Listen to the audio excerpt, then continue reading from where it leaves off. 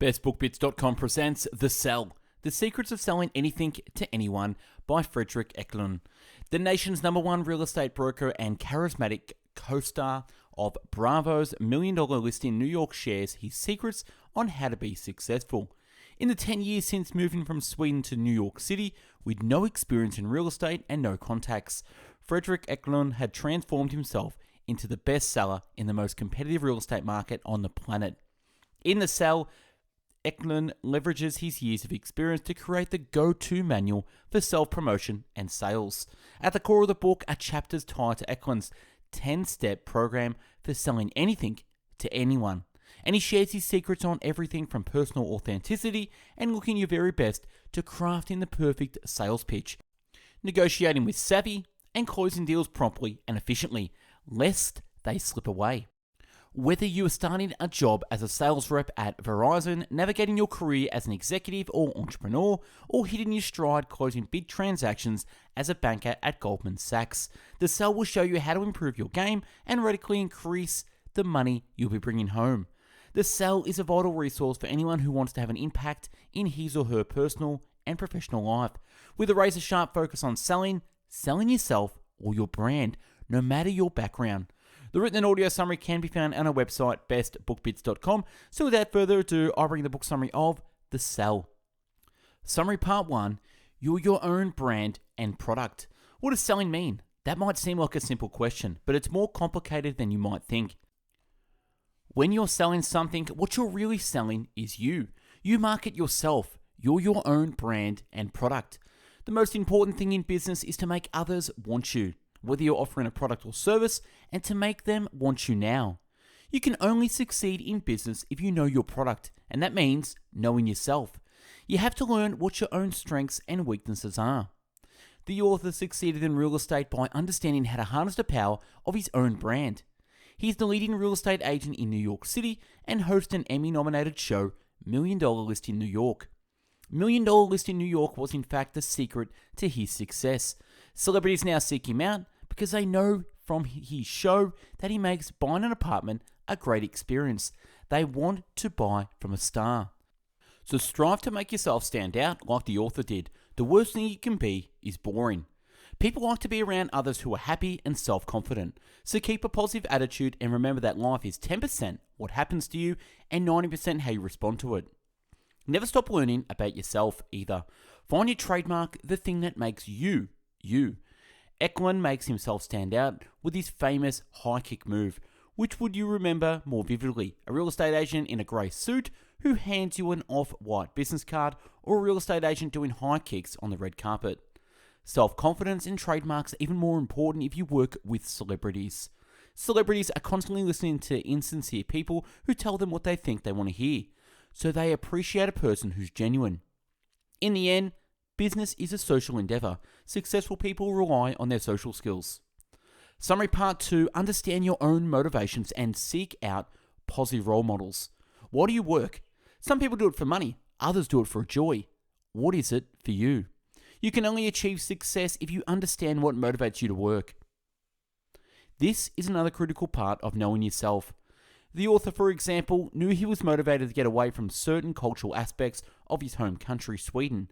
Swedish culture has a value called Jantelagen, which asserts that you aren't supposed to think of yourself as special. Eklund relocated to the United States because he knew he could get away from the Jantelagen there. So figure out what makes you feel fulfilled. Don't just work to save for your retirement. Instead, devote yourself to something you love and dream big. If you don't, you'll just end up contributing to other people's dreams rather than your own. A good strategy for achieving success is to shadow a successful person in the industry. This is particularly important when getting started. Look for a role model, perhaps someone like Eklund or anyone else you admire. One good way to do this is to work for free for a time. Find someone you want to emulate and learn as much as you can about them and their environment. How do they dress? How do they speak? What's their office look like? It can be hard to get your foot in the door, however. Emails won't work because successful people receive too many of them. Be more creative and seek your role models out in person so you can show them you understand what they're about. Offer to meet them for lunch or a drink at their favorite spot. Always be sure to know the gatekeepers as well. After all, they're the ones who get you in the door. So be sure to make a quick and positive first impression. Practice presenting well yourself confidently in 30 seconds or less. Summary part 3. Stay healthy, dress well, and always be positive and charming with others. Being successful isn't just about performing well at work. It's also about your attitude, health, and the way you present yourself. First impressions mean a lot. In fact, a study at the Harvard Medical School found that people assess your competence and trustworthiness within the first quarter of a second of looking at you. Think of yourself as a present. It doesn't matter what's inside a gift if it isn't wrapped well, because the outside is what makes you interested. So dress well, avoid wearing black and grey, find your own style, and make sure your hair looks nice. When you feel good about your appearance, you'll project more confidence. If you work in sales, put 10% of each commission aside for your wardrobe and personal grooming. Nice clothes aren't enough, however. You have to also be healthy and physically fit. It can be difficult to schedule in time for working out, sleeping, and eating well, especially when your career starts to take off. But it's critical to make the time for these activities every day. Your diet and health are essential parts of your success. Don't underestimate the value of good sleep either. The Duke NUS Graduate School of Singapore found that one's brain actually ages faster when not getting enough sleep, 6 to 8 hours per night. Finally, work on your charm and sense of humour. Laughter relieves stress and releases endorphins, so strive to use it to brighten people's moods. Use people's names, listen thoughtfully to them, and stay interested in who they are. That is exactly what makes you charming. Summary part 4.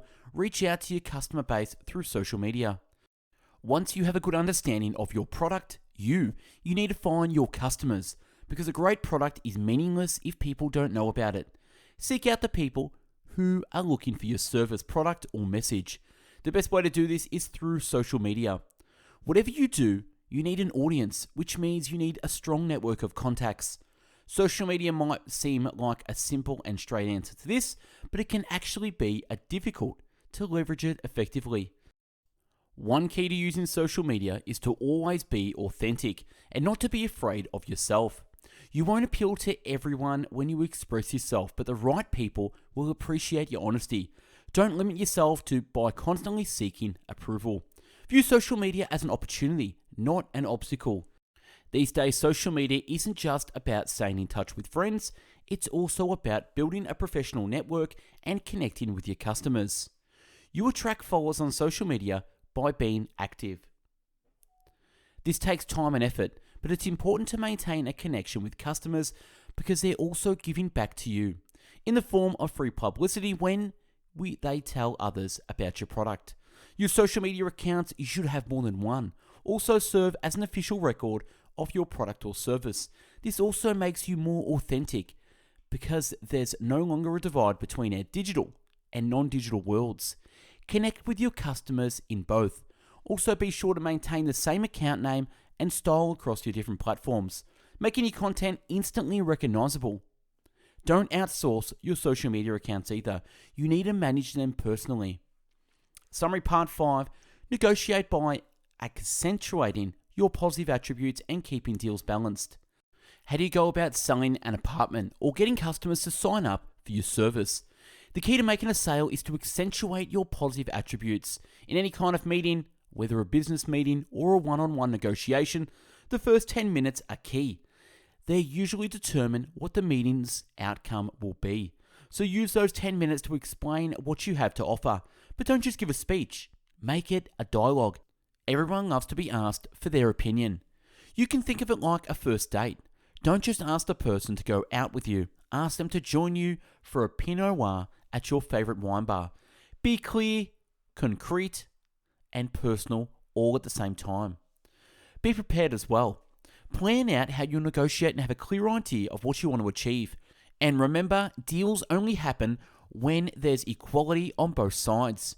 Keep the negotiations slow and stay in control, but make sure the other side is getting something valuable in return. Maintain your position without endangering the balance. You should also always negotiate face to face. Listen thoughtfully to the other person and engage with them in a meaningful way. Body language is another critical part of negotiating well, so keep track of your non-verbal communication. Whenever the author is excited about getting a high offer on a property, he makes sure he doesn't show it with his body language. He knows that if he does, he might jeopardize the sale. Sometimes it's also helpful to back away and bring up another topic. If you mention that your grandmother is visiting, for example, you'll bring some clear cheer to the conversation and make the deal seem less important.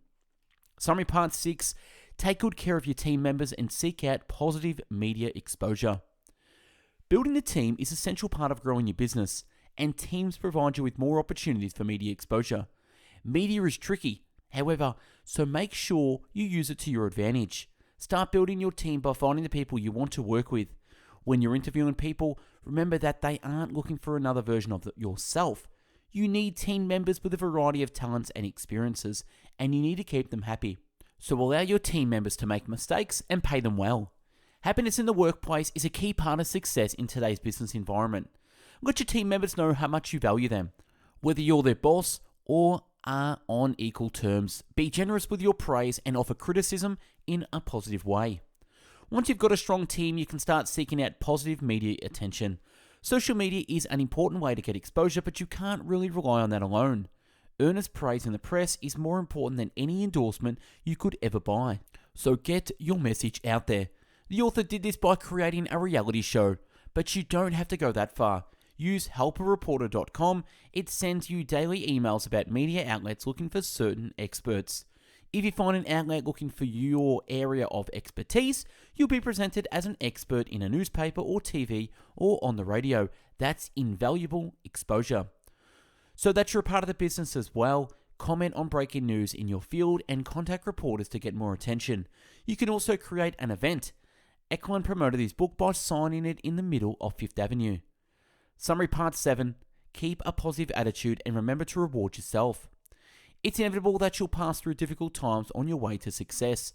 Everyone stumbles no matter how successful they are. The important thing is to stand back up quickly. When facing challenges, it's critical that you maintain a positive outlook on life. Live a life of proanoia, the opposite of paranoia. Imagine the world is conspiring to help you. View any obstacles or hard times as opportunities to learn.